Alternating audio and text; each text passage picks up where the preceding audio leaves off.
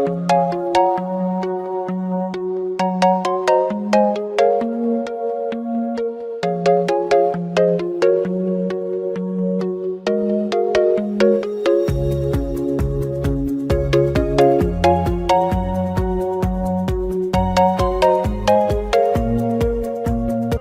germ-free conditions.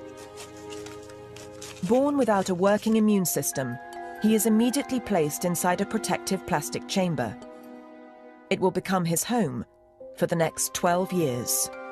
In the mother's words, can you keep him safe and away from the germs? And we said, yes, we can.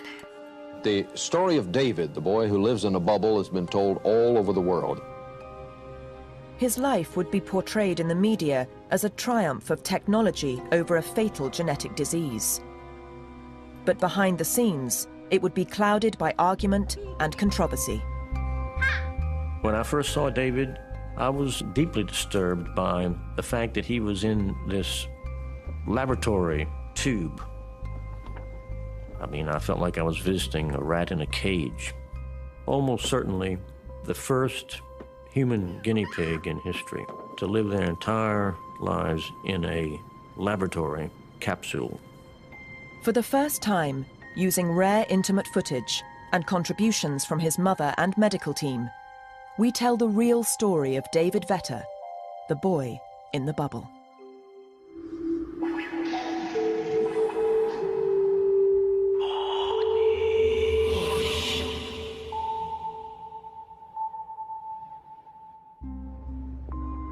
The early 1970s were heady days for American doctors. Important advances in medical technology, from the iron lung to the artificial heart, had made it seem that anything was possible. At the forefront of medical innovation was the Texas Medical Center. Below me, a delicate operation is taking place, an operation on the human heart. The surgeon is... The center carried out the world's first successful heart transplant and was pioneering the separation of conjoined twins. Houston was starting to build a reputation for clinical excellence. Houston still had a bit of the flavor of the Old West. If you are man enough to do it, you can do it in Houston. And that boiled over to the medical center that we had a can-do attitude, and we're going to do it. By 1971, we in the United States were well along in a remarkable period of medical progress. Medicine was on a roll, and in that climate, it was natural for physicians and researchers to want to take up any condition which was incurable and treat it as a challenge. They treated it as an enemy to be defeated. And one particularly nasty childhood disease presented a unique medical challenge. Severe combined immune deficiency, or SCID, is a rare genetic disease. I'm an old athlete, and that was an opponent who had defeated me without giving me much of a chance to fight back. Jack Montgomery worked in St. Luke's Children's Hospital and was determined to cure this distressing disease. SCID affects only 1 in around 100,000 babies. It is linked to the X chromosome and attacks only boys, leaving them without an immune system and defenseless against even the most common germs. Back then, by the time SCID babies were diagnosed, they were so riddled with infection that death was inevitable. And there was just nothing that worked. And it was just so disheartening, one after another after another. In August 1970, Dr. Mary Ann South, along with Dr. Jack Montgomery, had just lost the battle to save the life of a boy called David Joseph Vetter. They were convinced that they could cure David with a transplant of his sister's bone marrow. She was a perfect match. But like so many SCID children, infection took David Joseph before the transplant was possible. I felt that we had an excellent chance with David Joseph that was taken away from us by infection. And that if we were lucky enough to have this same match in an uninfected child in an environment that would not allow infection, we were absolutely assured of success. As Catholics, David's parents, Carol Ann and David Sr., were anxious to assess the precise risks involved in having further children. Children were very essential to our hope and to our dream of the future. We wanted to have children right away. We wanted to have as many as God would send us. Montgomery and South advised the young couple on the risks they faced. The Vetters already had one daughter, Catherine. If they had another, she would be fine. But if they had a boy, there was a 50-50 chance of him having the disease. Carol Ann, the mother, asked me face to face, "What would you do?" And I remember that I had trouble because I knew they were devout Catholics. But I said, if my wife were pregnant with a boy, I would have an abortion. I just remember the look on her face and the dead silence. Then, in the autumn, an experimental biologist arrived at Texas Children's Hospital with a theory that would offer a lifeline to the doctors and the Vetters. Dr. Raphael Wilson believed that he could delay the onset of infection long enough to organize treatment. He could do this by keeping the newborns isolated in a sterile plastic bubble.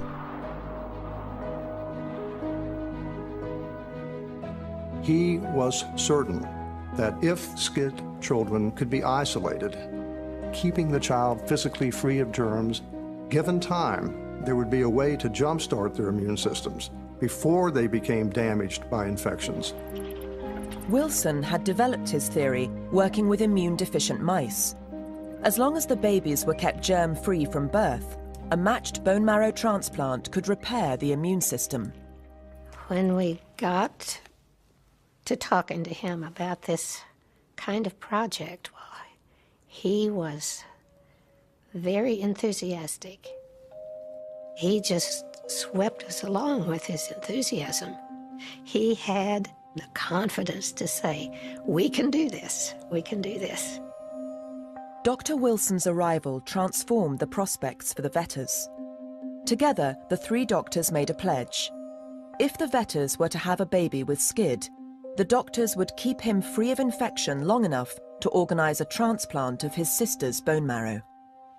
They asked, if we have another child, could you deliver this child germ-free? And if the child turns out to be immune deficient, could you treat the child?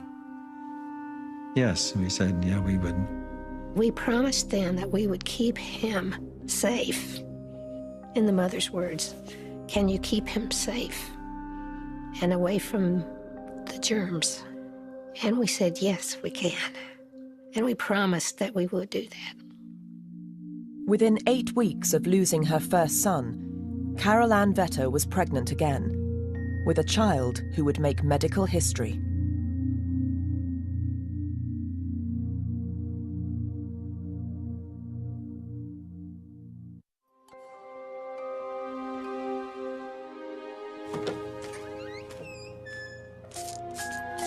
On the 21st of September, 1971, a young Texan woman was about to make medical history.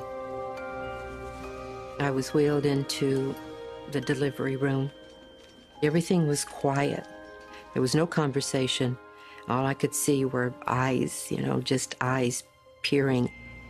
Carol Ann Vetter carried a baby that had a 50% chance of being infected with a deadly genetic disease, severe combined immune deficiency, or SCID. Without the benefit of an immune system, her son would almost certainly succumb to infection and die before his first birthday. The isolator was placed to my left, right within a few inches of where I was laying. I knew it was time. SCID babies grow normally in the womb, but once exposed to germs in the air, they are vulnerable. If this baby were carrying the defective SCID genes, he would be safe inside the isolator long enough to receive a life-saving bone marrow transplant. Sure enough, he came out screaming. He was the healthiest kid I've ever seen born. He was exposed to the air in the operating room for probably no more than 20 or 30 seconds at the very most. As well as being an experimental biologist, Dr. Raphael Wilson was also an ordained Catholic brother. He prepared to baptize the baby. I said, "The baby's fine. Do you want me to baptize him now?" And she said, "Yes." I said, "Well, what name do you want me to give the child?" And she said, "David Philip." I said, "I baptize you, David Philip, in the name of the Father, and of the Son, and of the Holy Spirit." The parents saw him as an authority figure. He inspired so much confidence. Confidence in the Lord, you might say, and not in us, not in himself, but in God. I think that my association with the Vetters was based on trust, that they felt that with my background I was not going to mislead them. I think that that was probably the basis of the bond that developed between myself and Carol Ann and David. In the hours after his germ-free birth, baby David was transported to the Clinical Research Center for testing. They brought him to the unit in the little bitty bubble so that they could hook him up to get the air and everything. And he was just adorable. He was a beautiful baby. He didn't really look like a newborn. All this black hair, just precious. A simple blood test would tell in just a few days whether David, like his brother, was lacking the white blood cells necessary for a healthy immune system. We got a call about a week after David was born and asked us to come in. We were driving in very optimistic, very hopeful. We sat down with Dr. Montgomery and Dr. South, and they presented us with the news that David did, in fact, have SCID. We were devastated. We were so heartsick. Before she left the hospital, Miss Vetter came to see him. And she had tears in her eyes. She, of course, had just lost the other baby. And she looked at me and she said, "I can't fall in love with this one and be hurt again." I don't think it ever occurred to them this could happen again. Even though they went along with what might be happening, and she had faith in the church and she had faith in Raphael, and she couldn't separate the two. Mary Murphy would become one of David's most dedicated carers. She feels that the Vetters had rushed their decision to have another child. It was just a couple of months, and you don't get over grief of losing a child. And then somebody comes along and say you can have another boy, and we can make it all right. I think almost any woman in that emotional state would have probably made the same decision.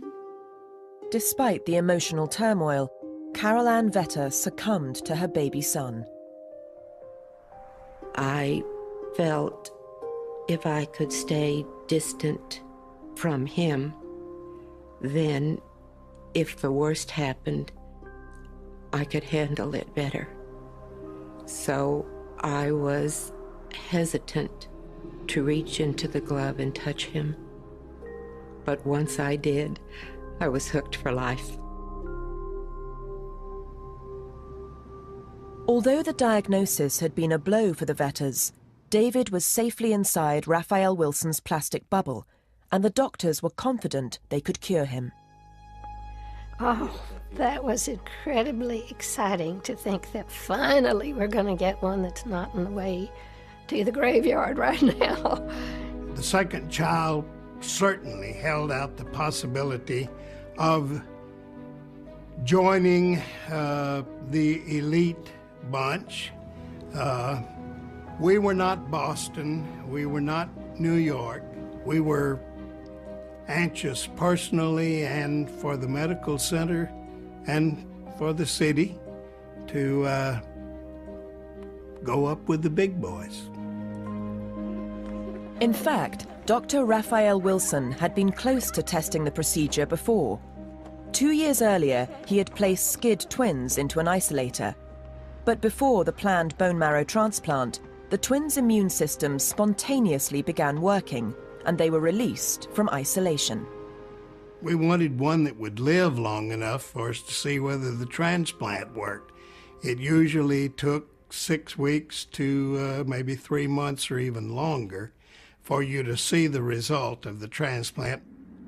But in their confidence, the doctors had taken for granted that Catherine, a perfect match for her first brother David Joseph, would also match David Philip. The doctors knew that the odds of finding a perfect sibling match were 1 in 4. The odds of finding a match from an unrelated donor were 1 in hundreds of thousands. So this had always been a long shot, perhaps a longer shot than they had ever been willing to face up to. It was an unspoken understanding that he would match Catherine, we would transplant him, it would work, and he would come out, and we would all be joyful and maybe famous. The doctors were optimistic that they could move straight forward into a successful bone marrow transplant. They had expected Catherine to be a perfect match for David. And then came the devastating news that Catherine was not a match. We just didn't make plans ahead of time. If he's got this disease, we'll look for a matching donor, and probably he'll match Catherine like his brother did, and we'll give him the transplant, and he'll be well. I don't know if confused is a good word for the doctors. We were certainly confused. There were a lot of theories. They told us that David would have to stay inside this germ-free environment. Once we gathered ourselves, then we said, okay, now what? What happens now? My problem with the medical team is that they offered a bit too much hope. They offered too much, and they gave too much, and they trapped themselves. In what seemed like an instant, the isolator had gone from a stopgap measure to David's permanent home. Little more than an inflated balloon, the bubble was fed with a constant flow of filtered air. It comprised of a 5-foot by 3-foot living chamber connected to an even smaller supply bubble. David had to be handled through thick black neoprene gloves, spaced at intervals throughout the isolator.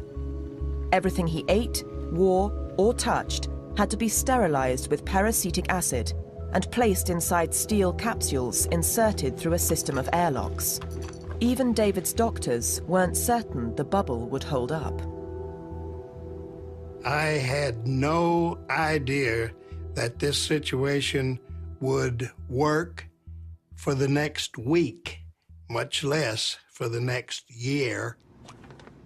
I kept expecting to walk in any day and in my worst nightmare just see him falling apart.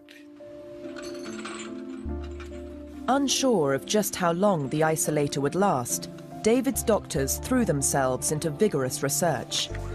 They scoured the world for leads on how to perform a transplant without matching bone marrow. They also took the opportunity to study David himself to better understand the human immune system. Finally, here was something that we had to work with. We were able to watch the progression of this disease uninfected for the first time in history.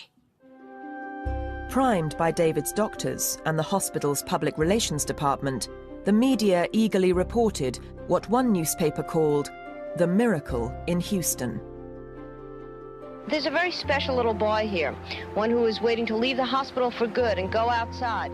The interest in David, from his germ-free birth forward, built over time, and he became a celebrity in his own right. News stories don't mention his last name in order to give some privacy to a little boy and his family, but the story of David, the boy who lives in a bubble, has been told all over the world. The story told over and over again to the American public in David's early years was that this was very successful, that this was a very happy, intelligent, active, thriving child, and that the cure was just coming right around the corner. Dr. Wilson, how do you assess David's development? Physically, he is well developed. He is strong. His muscular development is normal. His psychological development, if anything, is ahead. David never questioned in the early years why he was in a bubble. It was routine for him to have his mother hold him with black gloves on. In the beginning, you know, children, their needs are very simple, so David's needs were very simple.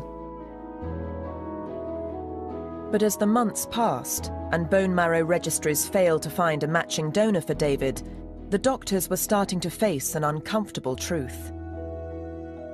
Nothing seemed to offer real hope, and most of the procedures offered real danger. And as long as the isolator was working, we didn't have to do anything. The bubble was successful for David. It did protect him. And now they had no way out. There was no way to conscientiously, in their thinking, remove this happy child from this protective environment and expose him to the dangers of the world. How do you kill a child? While they waited for a cure, the doctors used the opportunity to monitor the development of the disease in a germ-free environment. Behind the scenes, some started to question what David had become. Here is a child who, over time, has so many punctures that his feet start to look like pincushions. David was a research subject as well as a patient, and those two roles became blurred. When I first saw David, I was deeply disturbed by the fact that he was in this laboratory tube. I was not comfortable. I mean, I felt like I was visiting a rat in a cage. He was not a guinea pig in the sense that we delivered him with the intent of having an experimental subject. But we had to continue our research because we were working in an area where there was no previous experience. In June 1973, when David was 18 months old, the chairman of the pediatrics department decided that it was time to draw the situation to a close. He essentially said, get this over with. His point was, you have a case to treat. You use the best tools that you have at the present time, and if it doesn't work, it doesn't work. My point was that this would be the approach with a child that was sick. David was not sick. So I said to him, if you think it should be terminated, you terminate this case. You're chairman of the department, but I'm not going to do it. That was the end of that. But the pressure didn't relent. David's case became the subject of 2 open meetings in the winter of 1975. Our case today has to do with a little boy who's been a number of years now in an isolator. I have the first line. When he was 2 years old, we built this playroom, which has solid plexiglass walls. For the first time, the 3 doctors had to confront the intense ethical concerns David's situation was arousing. What happens very quickly, questions are raised spontaneously from the audience. Questions that had never been asked before. Well, I share, I'm sure, with a lot of people here, extreme admiration for the technological sophistication of what's been done for David, but I'm very deeply troubled, as I think many of us are, because I'm not sure that the quality of life which has been created for David is going to very long be a desirable one for him. A lot of it was what's going to happen with sexuality and when he's older and what when he's in adolescence and what when sexual feelings come in. Those are the questions they ask, and which really incensed the doctors. I really felt that sometimes their questions were very inappropriate in the sense that they were based on situations that simply did not exist. My guess is that the bubble became a kind of monastic cell in Raphael Wilson's mind. He's well-adjusted, happy child, and he has a good mind. He doesn't need to have physical, tactile contact with other human beings. He doesn't need to engage in sex. Having been raised in this from the outset, he can no more think of removing himself from the bubble than shedding his skin. They were totally unwilling to look ahead. They were happy with the present, with how well things were going, and they were unwilling to face the fact that this very intelligent child is going to grow into awareness of his situation and is going to question it. This seemed to be an unwanted intrusion. How can you judge us if you don't know what we're doing? As he's got the procedure. I think maybe that I felt we were being judged before some sort of tribunal for something I couldn't understand. But as David grew, the pressure to bring his protective captivity to an end did not go away. It was suggested that David be removed from the bubble and then just be treated accordingly. Well, I knew that that was certain death.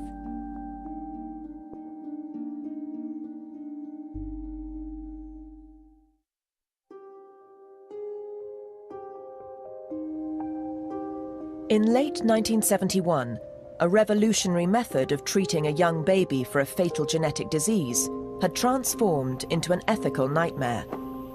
A planned bone marrow transplant intended to repair his immune system had been halted when it was discovered that the boy's sister was not a close enough genetic match. The boy, David Vetter, was trapped inside a plastic bubble. Intended as a temporary home for the first months of his life, the isolator was little more than an inflated balloon, and David was growing up fast. A, B, C, D, E, F, G. That's very good, sweetheart. In his first few years of life, David thrived in isolation. It was amazing to see him develop. When he was 21 months old, he was playing with this little red wagon, and he was turning the wheels, and he says, "What is that in there?" His first real sentence. See, he was just amazing how much he could learn and how quickly. By the time he was 4, however, David was presenting a whole new set of challenges. It was one thing to keep a toddler in the bubble, another to contain a growing boy. The older he got, the more active he was. You know, you had to be super careful. What's wrong with the edges on this lid? Sharp. They're very sharp, and what can they do to you? Cut.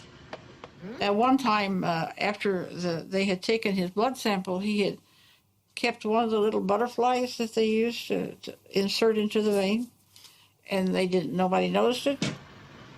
And that evening, all of a sudden, he dashed up the stairs and into the bubble, and he was going all over the place.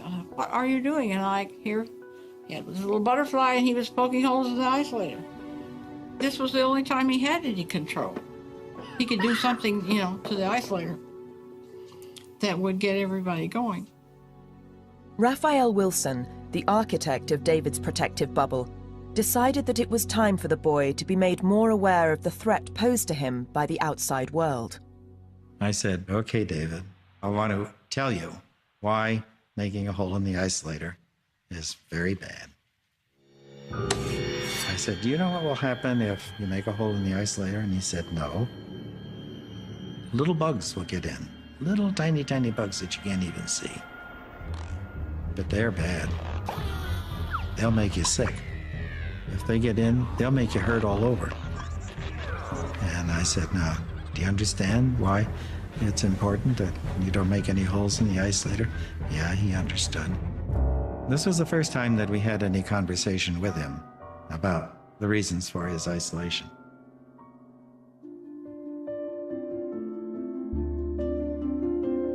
While there was still no sign of a cure, David's confinement was paying scientific dividends. Immunologists were learning how SCID suppressed the immune system. Hematologists were learning about the properties of germ-free blood. And psychologists were learning about the human response to physical isolation. I think he became a little bit more introspective, quieter. When I would come to visit, he would really have very little to say at all. He would sit on his knees and rock back and forth. Child psychologist Mary Murphy worked intensively with David for 7 years. I really liked him. I really thought he was delightful. Yet at the same time, I felt so sad. I thought, oh my God, how can this bright, bright child survive in this little space? There were so many things he couldn't understand. He saw the world as flat. There was nothing behind anything. To relieve his growing sense of isolation, Murphy encouraged David to escape his bubble using his imagination. They pretended that they were on space odysseys, places that transcended his isolator. And they had many great adventures where they explored other planets, in which he got to be a swashbuckling space captain. Night after night, we would make all these trips all through the universe. He was the pilot and I was his co-pilot. And he would always protect me and bring me back safe.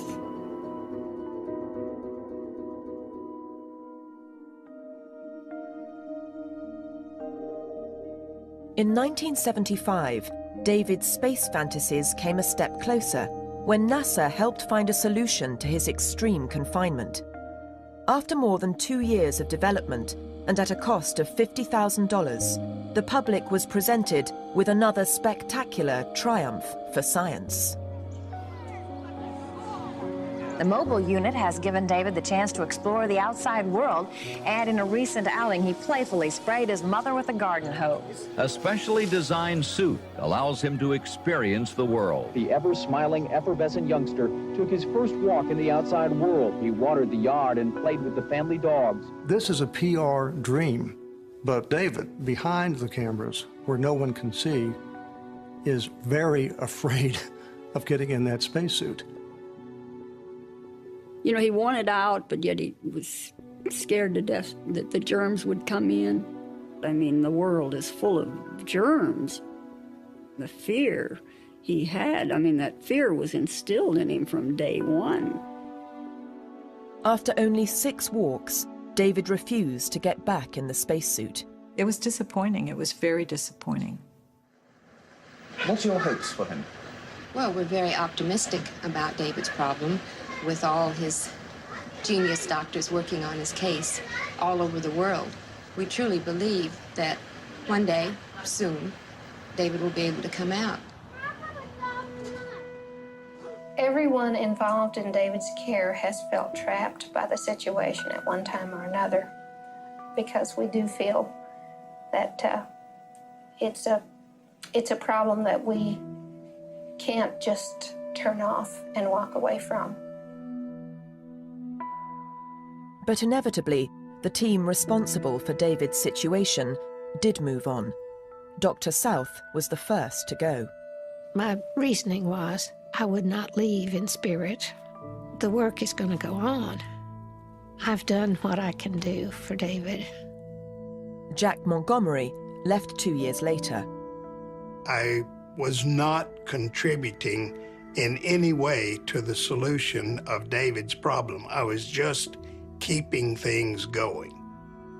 Then, in the spring of 1976, shortly before David turned 5, Raphael Wilson suffered a major heart attack.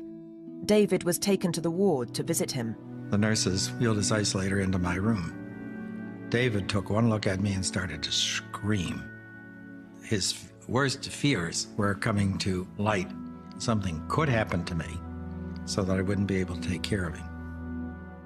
But once Raphael Wilson had recovered, he gave David the news he had been dreading.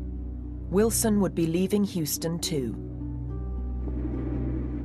The 3 people who are to keep him alive are no longer on his case. David understood that his life depended on those individuals finding him a cure. And when each of those individuals, from his perspective, abandons him, he must have understood that his future took a turn for the worst. He had no choices, and his hormones were kicking in, and he felt that everybody was deserting him, which in reality they pretty much were. Here he was inside of the system. Something obviously had to be done. It just seemed to be going on and on and on. And one had to say, when is this going to stop? In the autumn of 1978, immunologist William Shearer was put in charge of David's case. Dr. Shearer saw David with a fresh vision. He was in no sense hostage to the original set of attitudes and hopes, that put David in that isolator. What he saw, quite simply, was a failed experiment. My feelings were to advise the parents of the options and to really draw a focus to a decision. Shearer had David examined by a team of psychiatrists. Their report was unequivocal. David's mental state would deteriorate as long as he remained in the bubble. I have shared the preliminary findings with the Vedders, that David has extraordinary fears and anxieties. My recommendation to Mr. and Mrs. Vedder was that David be removed from the isolator system. The Vedders appeared to be shaken by this discussion. I remember the conversation, and he was very blunt. It was suggested that David be removed from the bubble and then just be treated accordingly. Well, I knew that that was certain death. The Vetters turned to David's original doctors for advice. All 3 were outraged when they heard of Shearer's plan. None of the 3 of us were going to just sit by and let this happen. We assured them that nobody could take David out of the isolator until they consented. In the spring of 1981, when David was 9, Shearer discharged him and the bubble was moved permanently into his parents' home. For a while, David's mood lightened, but it wasn't long before his mother noticed a downturn. I think for us, the summers were especially hard. I would notice that David would spend a lot of time gazing outside, and he would see young boys on bicycles, or he would see kids tumbling in the grass. I sensed sadness to him. The time was coming soon where, something would have to be done.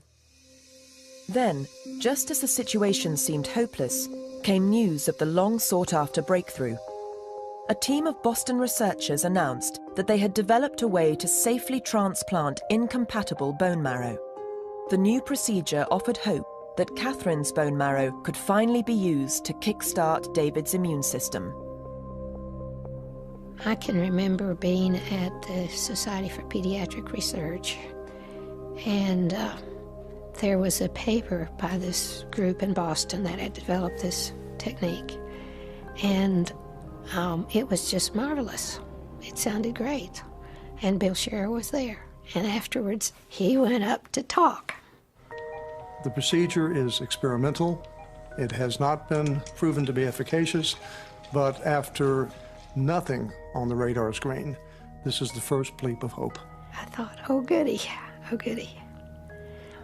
When we talked it over with David, he just said, yep, he wanted to do it. It was a chance. If it didn't work, he would still be okay. David knew that. That's how we explained it to him. That's how science explained it to us. In the early hours of October the 21st, 1984, Dr. Shearer transfused 2 ounces of Catherine's bone marrow into David's body. We did fantasize. We did think about how all of that was behind us and how exuberant we were going to be when we could touch David for the very first time.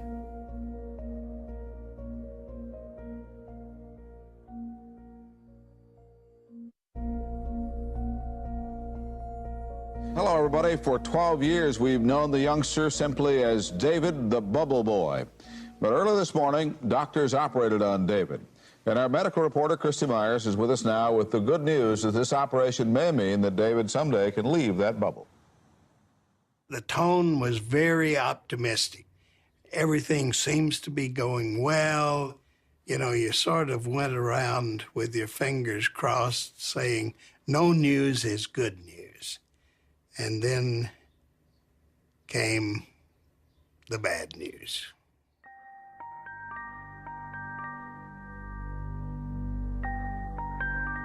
It was New Year's Eve when I took his temperature and it seemed elevated.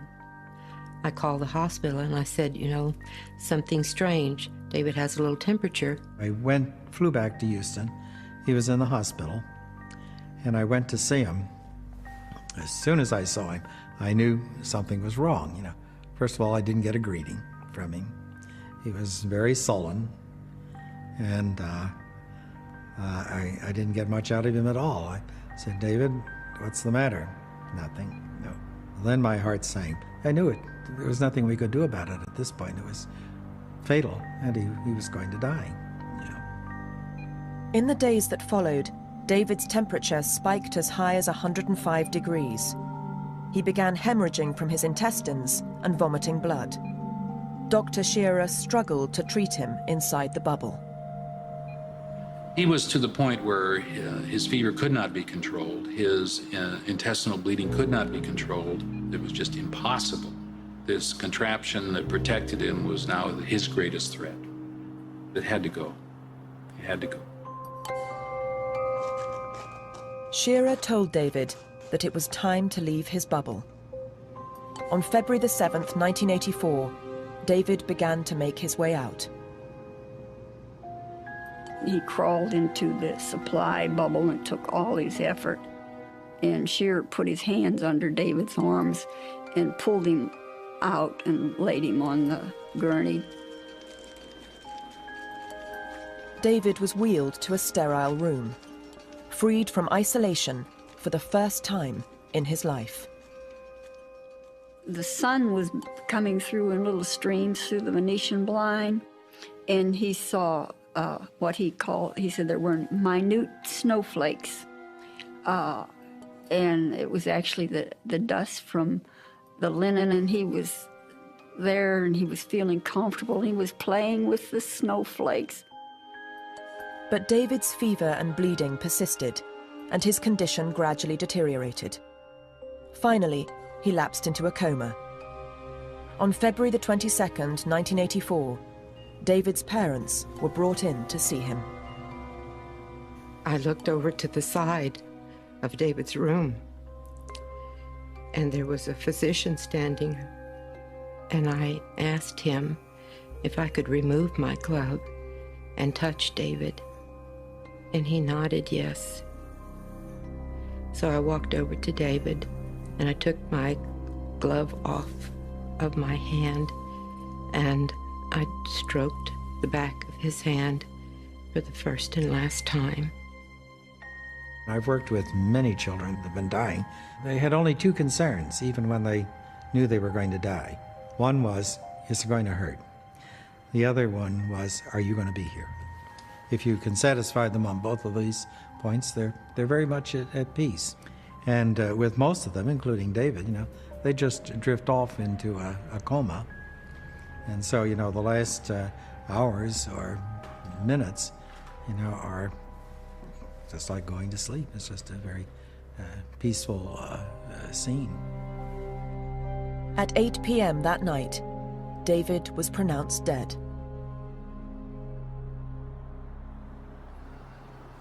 It came, and it happened, and there was no emergency. There was no crew brought in to resuscitate. There were no tubes inserted. We decided that it was not going to happen. This was going to be a dignified death, and it was. In death, David made his biggest contribution to medicine. His autopsy showed that Catherine's bone marrow had contained traces of a dormant virus. Once inside David's defenseless body, the virus had spread rapidly, producing hundreds of tumors. It was the first direct proof that a virus can cause cancer. But there were many other discoveries attributable to David's unique existence. And if these discoveries had done little to help David, they have helped to treat thousands of other immune-compromised children. But the debate continues as to whether David himself had paid too high a price for the advancement of medicine. David was almost certainly the first human guinea pig in history. The first human being to live their entire lives in a laboratory capsule. And I don't think we ought to do that again. He was not a guinea pig in the sense that we delivered him with the intent of having an experimental subject. But we had to continue our research because we were working in an area where there was no previous experience. A team of dedicated and courageous people, including David and his family, set out to treat an incurable disease. And in the process, they gave him 12 years of good life that he would not have had otherwise. In history, to live their entire lives in a laboratory capsule. For the first time, using rare intimate footage and contributions from his mother and medical team, we tell the real story of David Vetter, the boy in the bubble.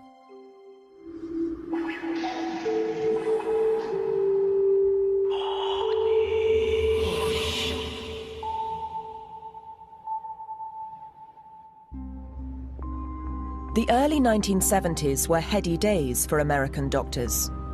Important advances in medical technology, from the iron lung to the artificial heart, had made it seem that anything was possible. At the forefront of medical innovation was the Texas Medical Center. Below me, a delicate operation is taking place, an operation on the human heart. The surgeon is... The center carried out the world's first successful heart transplant and was pioneering the separation of conjoined twins. Houston was starting to build a reputation for clinical excellence. Houston still had a bit of the flavor of the Old West. If you are man enough to do it, you can do it in Houston. And that boiled over to the medical center that we had a can-do attitude, and we're going to do it. By 1971, we in the United States were well along in a remarkable period of medical progress. Medicine was on a roll, and in that climate, it was natural for physicians and researchers to want to take up any condition which was incurable and treat it as a challenge. They treated it as an enemy to be defeated. And one particularly nasty childhood disease presented a unique medical challenge. Severe combined immune deficiency, or SCID, is a rare genetic disease. I'm an old athlete, and that was an opponent who had defeated me without giving me much of a chance to fight back. Jack Montgomery worked in St. Luke's Children's Hospital and was determined to cure this distressing disease. SCID affects only 1 in around 100,000 babies. It is linked to the X chromosome and attacks only boys, leaving them without an immune system and defenseless against even the most common germs. Back then, by the time SCID babies were diagnosed, they were so riddled with infection that death was inevitable. And there was just nothing that worked. And it was just so disheartening. One after another after another. In August 1970, Dr. Mary Ann South, along with Dr. Jack Montgomery, had just lost the battle to save the life of a boy called David Joseph Vetter. They were convinced that they could cure David with a transplant of his sister's bone marrow. She was a perfect match. But like so many SCID children, infection took David Joseph before the transplant was possible. I felt that we had an excellent chance with David Joseph that was taken away from us by infection, and that if we were lucky enough to have this same match in an uninfected child in an environment that would not allow infection, we were absolutely assured of success. As Catholics, David's parents, Carol Ann and David Sr., were anxious to assess the precise risks involved in having further children. Children were very essential to our hope and to our dream of the future. We wanted to have children right away. We wanted to have as many as God would send us. Montgomery and South advised the young couple on the risks they faced. The Vetters already had one daughter, Catherine. If they had another, she would be fine. But if they had a boy, there was a 50-50 chance of him having the disease. Carol Ann, the mother, asked me face to face, "What would you do?" And I remember that I had trouble because I knew they were devout Catholics.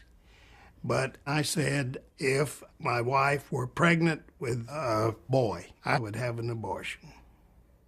I just remember the look on her face and the dead silence.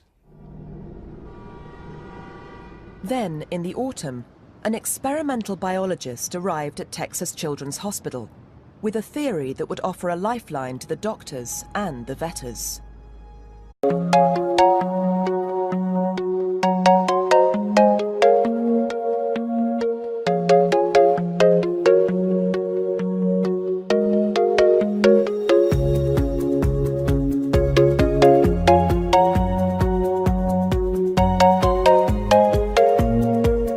Completely germ-free conditions. Born without a working immune system, he is immediately placed inside a protective plastic chamber. It will become his home for the next 12 years. In the mother's words, can you keep him safe and away from the germs? And we said, yes, we can. The story of David, the boy who lives in a bubble, has been told all over the world. His life would be portrayed in the media as a triumph of technology over a fatal genetic disease. But behind the scenes, it would be clouded by argument and controversy. When I first saw David, I was deeply disturbed by the fact that he was in this laboratory tube. I mean, I felt like I was visiting a rat in a cage. Almost certainly, the first human guinea pig